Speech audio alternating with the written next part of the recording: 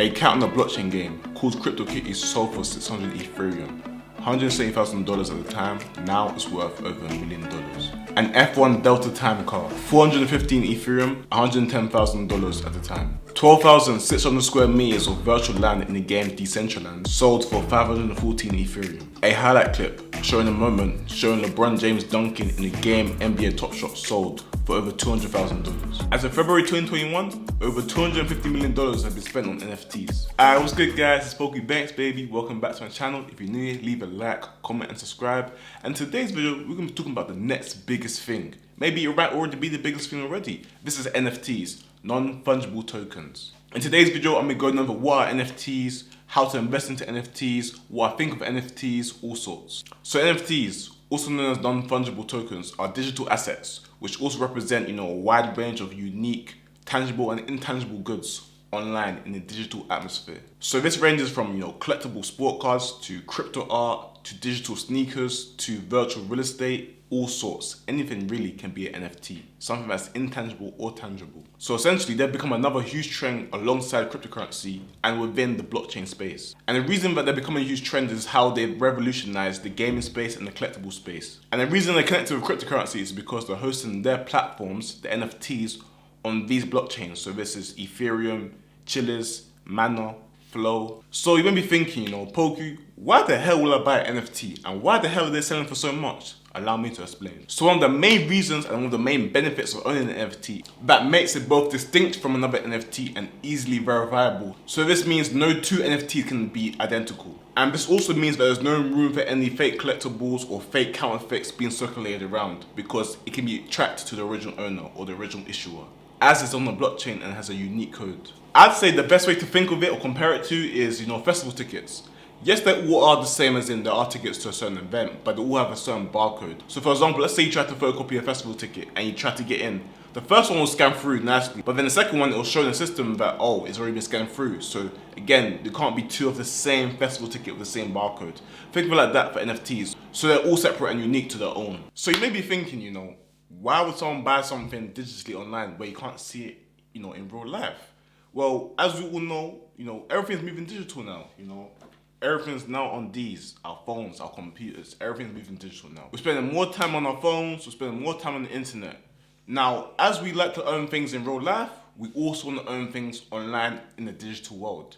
Think of it like that. And you may be thinking, Poku, what the hell are you talking about? Again, buying in-game items is not a foreign concept. If you played Fortnite before, all these kids be buying in-game hats, in-game skins, just for something online in the digital world. This isn't a real life thing. People are buying clothes for their online selves on the digital game. This isn't new. So again, apply a concept for this, NFTs. So with NFTs, they're very, very scarce in nature. As, like I said, they're very, very unique. Now, if demand is very, very high, this is from gamers, investors, collectors, demand is very, very high. Everyone wants this. So with a low supply and a high demand, you're gonna get a high price. That's how it goes. NFTs can actually make you quite a lot of money as well for investors, as with the F1 Delta time game. And with NFTs, you can make a lot of money buying them as well. So in the F1 Delta time game, which I was mentioning before with the F1 racing car that was sold for quite a lot of money, an investor actually bought a digital racing track based in Monaco, and he bought that for around $222,000. He now receives around 5% in royalties for every race that's played on the track. So he's now receiving money from an investment that he's made. Yes, I'm shedding light on this, but what have other people said about this in higher positions than me? Let's look at Mark Cuban. He is best known as the billionaire owner of the Dallas Mavericks, which is an NBA team, and he's a participant in Shark Tank. For my UK viewers out there, this is essentially, The Apprentice, but in America. And I quote, he believes that the upsides for NFTs are unlimited. And it also states how we can actually sell anything using an NFT. But I would like to also mention that he also states that, the prices will level out eventually once things become a lot more common to the everyday person. Right now, they're very scarce and have a low supply. But once everyone's onto it, they may balance out the supply. So again, it pays to be early. Now, you may be thinking, Poku, where can I buy NFTs? Stop talking, tell me where. You can buy NFTs at OpenSea, Nifty Gateway, So Rare, Super Rare, and Mintbase. These are certified websites with reviews which will facilitate your order for buying an NFT. Now guys, the biggest question.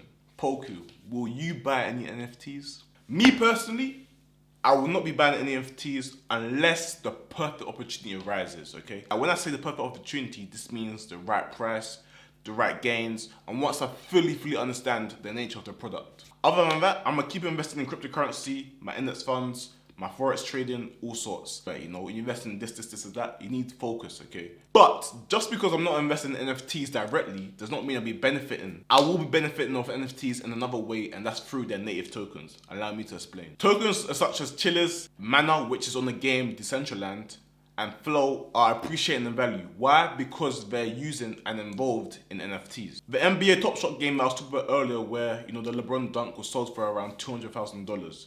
This is also hosted on the blockchain of Flow. So what that means is, for you to actually play the game NBA Top Shot, it uses the Flow blockchain. So essentially, you're using that cryptocurrency to play it. Therefore, it will always have relevancy. So as long as the NBA Top Shot is around, Flow, the cryptocurrency, will always be around. And as you can see with the chart on the screen, it's been a trajectory upwards. Because guys, Flow is enabling NBA Top Shot, the game, to exist. Without it, it wouldn't exist. With Chillers, it's partnered up with, Barcelona, Juventus, UFC, and the PSG. And there's an Ethereum-based sports tokenization platform. Now with Chillers, I actually invested in Chillers yesterday, literally. While I was researching this, I realized how good of a cryptocurrency it is because again, look. So as you guys can see with this chart, this is 1 hourly chart on Chillers against Teverus, which is USDT.